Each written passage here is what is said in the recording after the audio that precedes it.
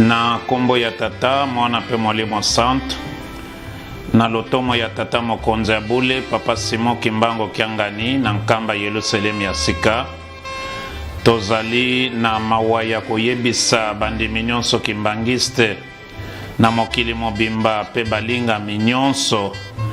liwa ya mama Nkwakiadi Suzanne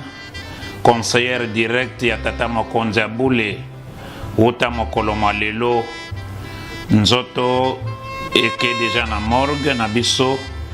lobi vendredi nzoto esengeli mata na nkamba Yerusalemu ya sika nde mokonzi ya bule papa Simon Kimbango Kiangani alobi na biso nyonso ndenge papa Diangenda alobaki pona liwa na bango ete biso tolelaka te mabondeli na banzembo po tokanga nzela na ye te po tango tozali kolela bapisoli ekangaka nzela ya mowei ya moto asaleli nzambe na solo yango tata mokonzi ya bule papa Simon Kimbango Kiangani asenge na biso nyonso bandimi kimbangiste totya likambo yango na mabondeli pe tokumisa ye na banzembo me kolela to panike ezala te po ezali nzela ya biso nyonso yango tata mokonzi ya bule papa Simon Kimbango Kiangani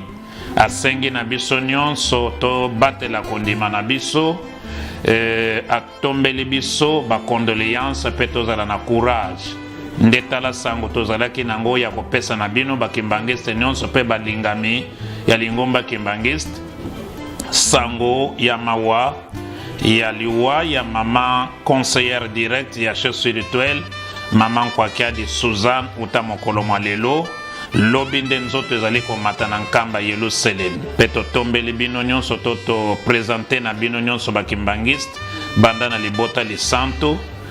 kino na biso nyonso bandimi ba condoléance nzambe akwa kobonda mitema na biso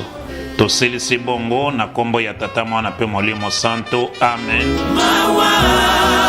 pona bokamwani ya toto pe na molimo